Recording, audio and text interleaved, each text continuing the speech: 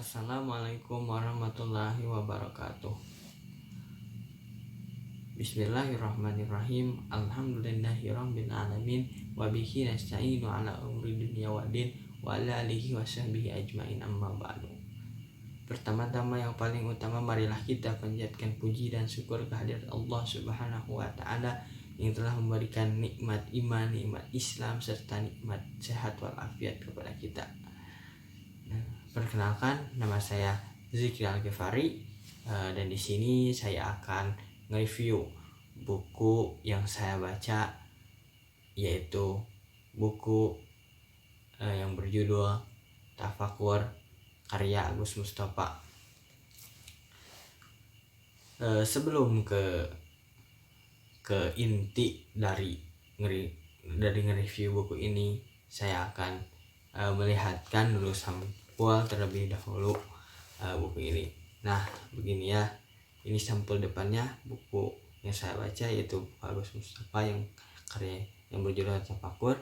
Dari segi sampul buku ini, sampulnya itu simpel ya, dan tidak terlalu ramai.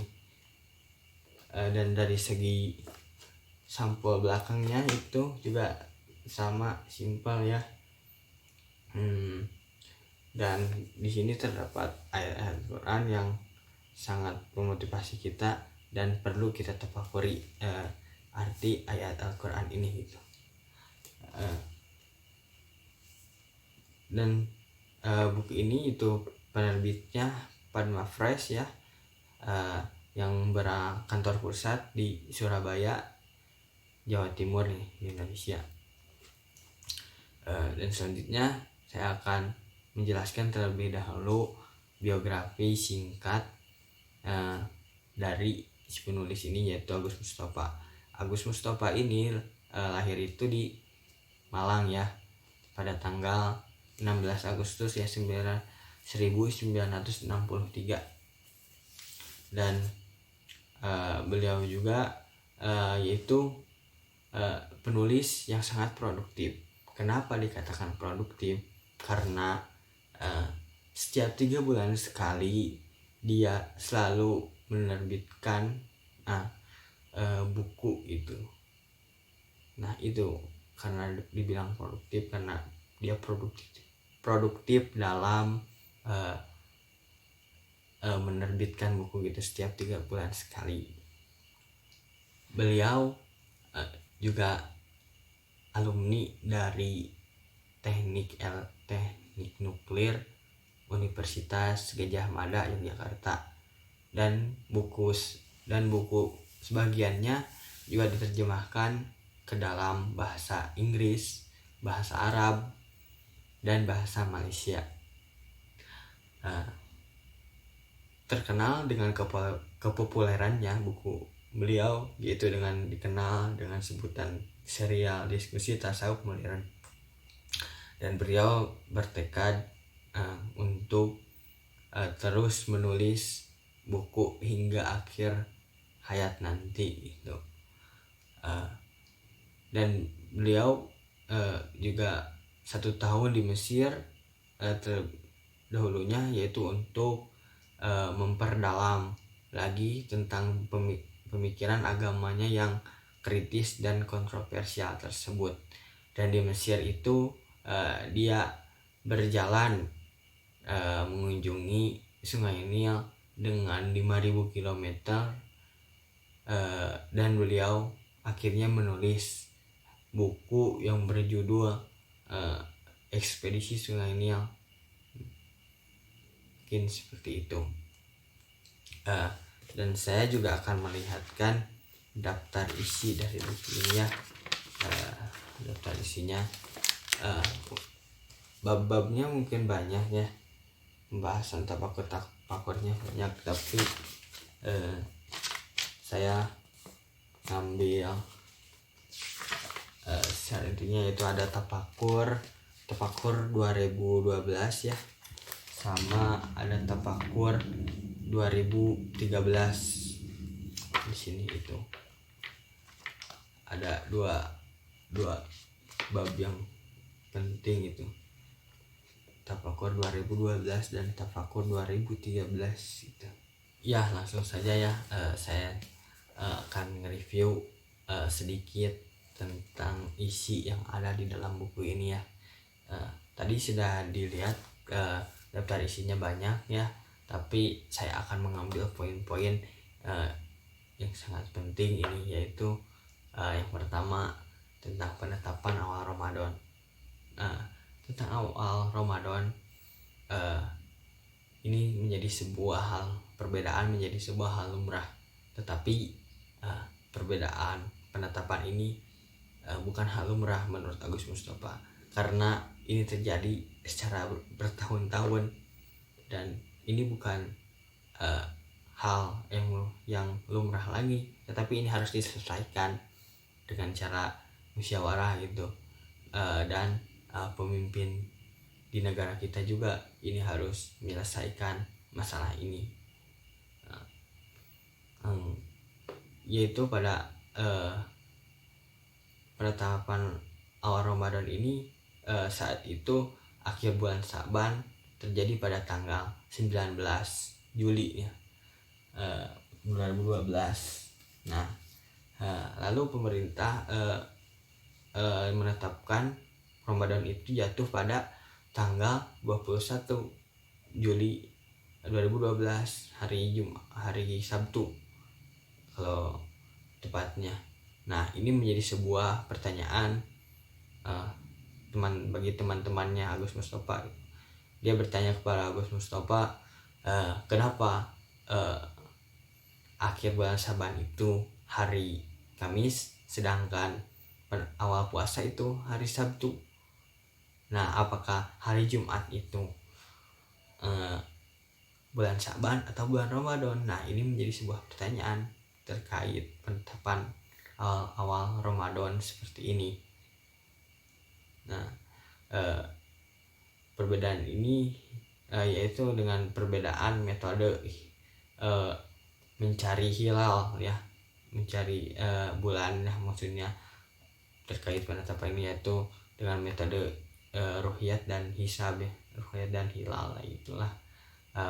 Dan ini seharusnya pemerintah itu menetapkan dengan metode ijtima ya, karena metode ini mungkin cukup efektif gitu bagi kita untuk menghilangkannya sebuah perbedaan ini di negara kita. Dan poin selanjutnya yang saya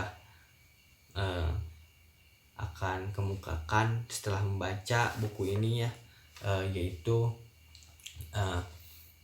perbedaan penetapan akhir bulan Ramadan ya, penetapan 1 Syawal. Nah, tadi kan penetapan awal Ramadan dan sekarang akhir. Di sini juga akhir juga menjadi sebuah perbincangan gitu, karena perbedaan penetapannya. Saat itu akhir bulan Ramadan itu hari Jumat, tapi kenapa ditetapkan salat Idul Fitri itu hari Minggu? Nah, itu menjadi sebuah pertanyaan lagi oleh teman Agus Mustafa, dan ini menjadi hal yang rancu lah gitu, perlu diselesaikan secara cepat, karena ini berlangsung bertahun-tahun, bukan setahun pada 2012 waktu itu gitu. Dan saya mengambil poin penting lagi ya dari ini ya, satu lagi yang terakhir, yaitu